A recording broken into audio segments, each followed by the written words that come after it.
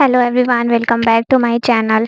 तो हमने पिछले वीडियो में रेस्पिरेशन इन प्लांट के बारे में बताया था, उसके बारे में हमने डिटेल में उसको कवर किया था।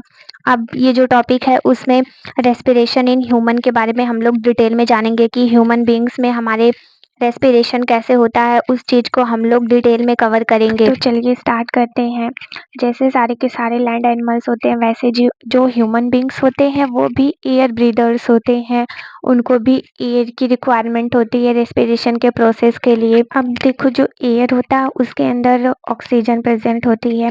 वैसे तो जितने भी ह्यूमन बींग्स होते हैं उनको ऑक्सीजन की नीड होती है। उनको लाइफ मतलब कि जीवित रहने के लिए उनको ऑक्सीजन कंपलसरी होता है उनके लाइफ प्रोसेस के लिए। अब हम ह्यूमन बींग्स में क्या होता है, हम जो ऑक्सीजन है वो एयर से ब्रीथ करके अपने बॉडी के अंदर इनहेल करते हैं। तो जो ऑक्सीजन है वो हेल्प करता है, जैसे कि जब डाइजेशन के टाइम पे सारा जो एसिमिलेटेड फूड रहता है जब बॉडी में जाता है, फिर उसके बाद उसको तो एनर्जी हम रिलीज करनी होती है। तो जब ऑक्सीजन इन्वायरमेंट से हमारी बॉडी में इंटर करेगा, फिर उसके बाद वो एब्जॉर्ब जो फूड रहता है उसके साथ रिएक्शन करता है, उसे ब्रेक डाउन करता है, तब जाके एनर्जी रिलीज होती है। ये जो एनर्जी रहती है जो रिलीज होती है वो मतलब कि हमारे लाइफ के प्रोसेस को मेंटेन करती है, सारे वर्क करती है। जो हमारे ह्यूमन बींग्स में रेस्पिरेशन होता है वहाँ पे भी कार्बन डाइऑक्साइड और वाटर जो रहता है वो भी मतलब कि बाई प्रोडक्ट के रूप में प्रोड्यूस होता है। जो मतलब कि प्रोसेस होता है रेस्पिरेशन का, वो हमारी सेल्स जो बॉडी की सेल्स होती है वहाँ पे होता है। अब हम इस चीज़ को जानने की कोशिश करते हैं कि जो ब्रीदिंग होती है और रेस्पिरेशन होता है, इन दोनों में डिफरेंसेस होते हैं। तो वो डिफरेंसेस कैसे होते हैं हम आपको इसमें समझाते हैं। वैसे तो हम लोग ये बेसिकली जानते हैं कि अगर हम लोग कुछ दिनों तक खाना ना खाएं, तो मतलब ना खाना खाएं और वाटर भी ना मतलब पिए, तो उस मतलब कुछ दिनों तक हम जीवित रह सकते हैं। लेकिन अगर हम लोगों को एयर नहीं मिलेगा, ऑक्सीजन नहीं होगा, हमारी बॉडी में ब्रीदिंग नहीं होगी, तो हम लोग का सर्वाइवल पॉसिबल ही नहीं है। बिकॉज जो हमारी बॉडी होती है उसको ब्रीदिंग की नेसेसरी होती है।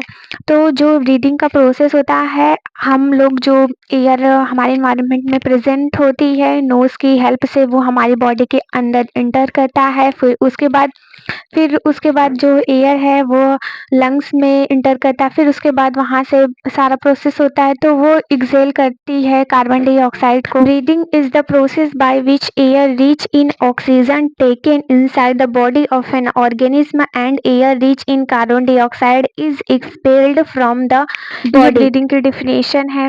वैसे जो हमारा रेस्पिरेटरी ऑर्गन्स होता है ह्यूमन में वो होता है लंग्स। अब जब हम एयर को इन्वायरमेंट में से अपने बॉडी के अंदर टेक करते हैं तो उस प्रोसेस को इनहेल कहते हैं, इनहेलेशन कहते हैं। वहीं जब हम लोग कार्बन डाइऑक्साइड को अपने बॉडी से रिलीज करते हैं तो उस प्रोसेस को एक्सपेलिंग बोलते हैं, एक्सहेलेशन बोलते हैं। अब हम जब ब्रीदिंग करेंगे एयर में तो जो ऑक्सीजन होता है वो हमारी बॉडी के अंदर जब इंटर करता है तो वो सारे के सारे सेल्स जो ह्यूमन बॉडी की सेल्स होती है वहाँ पे सप्लाई होता है।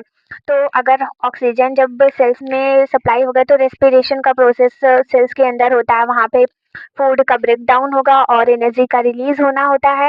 फिर उसके बाद जो वेस्ट प्रोडक्ट रहते हैं जैसे कि कार्बन डाइऑक्साइड और वाटर, वो हमारी बॉडी के अंदर से मतलब फिर बाद में ब्रीद आउट की हेल्प से वो बॉडी से रिलीज हो जाते हैं। और जो ये ब्रीदिंग का प्रोसेस होता है उसमें ना जो रिब केज रहता है उसका मूवमेंट इन्वॉल्व रहता है। रिब केज और जो डायफ्राम रहते हैं इन दोनों ऑर्गन्स का मतलब कि जो रहते हैं इन दोनों का मूवमेंट होता है। अब ह्यूमन में रेस्पिरेशन हो कैसे रहा है इस चीज को समझते हैं। जो ह्यूमन बीइंग होते हैं वहाँ पे ना बहुत सारे जो ऑर्गन्स होते हैं उनका इन्वॉल्वमेंट रहता है, जैसे कि जो ह्यूमन रेस्पिरेटरी ऑर्गन्स होते हैं सिस्टम में, उनमें उनमें जो ऑर्गन्स होते हैं जैसे कि नोज, नसल, passage, trachea, bronchi, lungs and diaphragm. इस पूरे प्रोसेस को बड़े ही इजी वे में समझते हैं।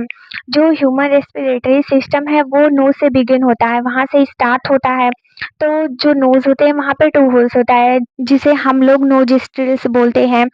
तो वहाँ पे एक पैसेज होता है, इस पैसेज को नसल पैसेज कहते हैं। वहीं जो मतलब कि जो हमारी नोस्ट्रिल्स रहती है वहाँ से हमारे बॉडी में एयर इंटर करता है। अब जब नोस्ट्रिल से एयर इंटर करेगा तो उसके बाद वो नसल पैसेज से पास होता है। जब जो एयर होता है वो नसल पैसेज से पास होगा तो जो जितने भी डस्ट पार्टिकल्स रहते हैं और इम्प्योरिटीज होती होती है, जो ऑक्सीजन में प्रेजेंट होती है, जो हमारी जो नसल्स हेयर्स रहती है, नसल पैसेज में नसल हेयर कुछ प्रेजेंट रहती है और म्यूकस प्रेजेंट रहता है, तो वो उस एयर को क्लीन कर देता है, तब उसके बाद उसे लंग्स में ट्रांसफर करता है। जो ह्यूमन बींग्स का गला होता है, जो थ्रोट होता है, उनमें जो माउथ होता है और जो विंड पाइप होती है, उन बीच में जो डिस्टेंस पाई जाती है, उसे हम लोग फेरेक्स बोलते हैं। अब जो नसल पैसेज से एयर इंटर करती है, फिर उसके बाद वो फेरेनेक्स में इंटर करती है, फिर उसके बाद वो विंड पाइप में इंटर करने लगती है। जो विंड पाइप होती है उसे ट्रैकिया बोला जाता है, जो एयर नोस्ट्रिल्स के थ्रू प्रेजेंट हो मतलब कि पास होती है, तो वो ट्रैकिया में आती है। तो अब जो ट्रैकिया होती है वो कोलैप्स नहीं होती, इवन वो उस टाइम पे भी कोलैप्स नहीं होती है जब एयर प्रेजेंट नहीं होता है उनके बीच, क्योंकि वो उनके पास से एक सॉफ्ट जो रिंग रहती है की बोन्स रहती है, जिसे हम लोग कार्टिलेजेस बोलते हैं, तो जो कार्टिलेजेस से वो सपोर्टेड रहती, इसी कारण वो कोलैप्स नहीं होती है। जो ट्रैकिया का अपर एंड रहता है वहाँ पे वॉइस बॉक्स प्रेजेंट रहता है, जिसे हम लोग लैरिक्स बोलते हैं। अब जो ट्रैकिया होती है वो कुछ दूरी के बाद ना दो पार्ट्स में डिवाइड हो जाती है, तो उसे हम लोग ब्रोंकी बोलते हैं। तो जो मतलब कि एक-एक जो ब्रोंकी रहती है, वो दो पार्ट्स में डिवाइड हो जाती हैं। अब ये जो दोनों ब्रोंकी रहती है, वो दोनों लंग्स से कनेक्टेड हो जाती हैं। अब जो लंग्स रहता है वो हमारी चेस्ट का कैविटी में पाया जाता है, जो हमारी एब्डोमिनल कैविटी से सेपरेट हुआ रहता है एक मस्कुलर पार्टीशन के थ्रू, जिसे हम लोग डायफ्राम बोलते हैं। जो लंग्स होती है वो दो थिन मेम्ब्रेन्स के थ्रू कवर्ड रहती है, जिसे हम लोग प्लूरा बोलते हैं। जो लंग्स होती है वो रिब केज में इनक्लोज रहती है, जो रिब केज रहती है वो बोन्स की बनी होती है, जिसे हम लोग रिब के नाम से जानते हैं। अब जो ब्रोंकी रहती है वो टू पार्ट्स में डिवाइड होती है, फिर जो टू पार्ट्स में जो एक-एक पार्ट्स जो रहते हैं लंग्स के वहाँ पे, तो वो डिवाइड होती है, फिर वहाँ पे भी जाके वो बहुत सारे पार्ट्स में छोटे-छोटे मतलब कि ट्यूबुल्स में मतलब डिवाइड होने लगती है और छोटे-छोटे एक स्ट्रक्चर को क्रिएट करती है, जिसे हम लोग ब्रोंकियोल्स बोलते हैं। अब जो छोटे-छोटे ब्रोंकियोल्स रहते हैं उनके पास ना जो छोटे-छोटे टाइनी ईयर सैक्स होते हैं, उनके एंड्स में पाउच लाइक ईयर सैक्स होता है, उनके एंड्स में जो छोटे-छोटे ब्रोंकियोल्स रहते हैं उन्हें एल्वियोली बोला जाता है। अब जो वॉल्स रहती हैं एल्वियोली की, वो बहुत ही ज़्यादा थिन रहती हैं और वो मतलब कि छोटे-छोटे मतलब बहुत ही पतली ब्लड कैपिलरी से सराउंडेड रहती हैं। अब ये जो छोटे-छोटे पाउच लाइक स्ट्रक्चर होते हैं, यहाँ से ही जो हमारी बॉडी में ऑक्सीजन रहता है वो इंटर करता है, फिर उसके बाद जो कार्बन डाइऑक्साइड है यहीं से एलिमिनेट होती है। अदर वर्ड में बोले जो हमारी एल्वियोली होती है वहाँ से ही गैसियस एक्सचेंज होता है। ह्यूमन बींग्स के लंग्स में मिलियंस ऑफ एल्वियोली प्रेजेंस रहती है, तो जो जितनी भी मिलियंस ऑफ जी एल्वियोली जो रहती हैं वो प्रेजेंट रहती है, तो वो बहुत ही ज़्यादा सरफेस एरिया क्रिएट करती हैं हमारी गैसेस को एक्सचेंज करने के लिए। अब जो लंग्स होता है उसकी जो ये मतलब कि नीचे की साइड होती है, वहाँ पे एक सीट मसल्स की सीट प्रेजेंट होती है, जिसे हम लोग डायफ्राम बोलते हैं। ये हेल्प करता है बॉडी में ऑक्सीजन को इनहेल करने में और कार्बन डाइऑक्साइड को एक्सहेल करने में। अब हम आपको एकदम एकदम यूनिक वे में समझाते हैं कि पहले जब हमारी बॉडी में ब्रीदिंग होगी, तो जो हमारा जो ऑक्सीजन रहता है वो एल्वियोली में जाएगा। एल्वियोली में जो कैपिलरीज पाई जाती हैं ब्लड कैपिलरीज, जो ब्लड कैपिलरीज प्रेजेंट रहती हैं एल्वियोली में, वहाँ से डिफ्यूजन के प्रोसेस से वो ब्लड में जो ऑक्सीजन होता है वो इंटर करने लगेगा।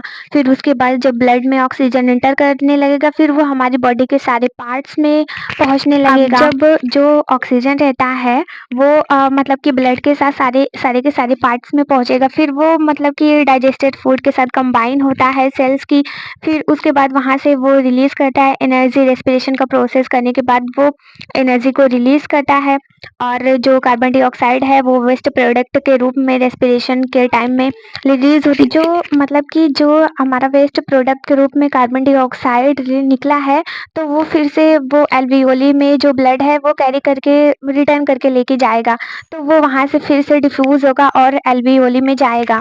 और जब हम लोग हमारी बॉडी से ब्रीथ आउट करते हैं, तो जो डायफ्राम होती है मसल्स की, वो रिब केज से वो मतलब रिलैक्स करती हैं और मतलब जो भी प्रोसेस प्रोसेस होता है उसके बाद सारा का सारा जो मतलब वेस्ट प्रोडक्ट रहता है, हम जब ब्रीद आउट करते हैं तो कार्बन डाइऑक्साइड हमारी बॉडी से रिलीज हो जाती है। जब कॉन्ट्रैक्शन होता है तब उसके बाद सारा का सारा जो कार्बन डाइऑक्साइड है वो रिलीज हो जाता है। ये पूरा प्रोसेस था रेस्पिरेटरी सिस्टम का, कैसे गैसेस एक्सचेंज होता है हमारी बॉडी में, कैसे एंटर करता है और कैसे एक्सहेल करता है हमारी बॉडी से। तो ये टॉपिक यहाँ पे खत्म हो गया। इसके बाद हम जो टॉपिक करेंगे वो है प्रोटीन प्लांट के बारे में, और इसके बाद फिर उसके बाद हमारी जो ह्यूमन बींग्स में कैसे ह्यूमन सर्कुलेटरी सिस्टम रहता है उसको भी डिटेल में जानेंगे।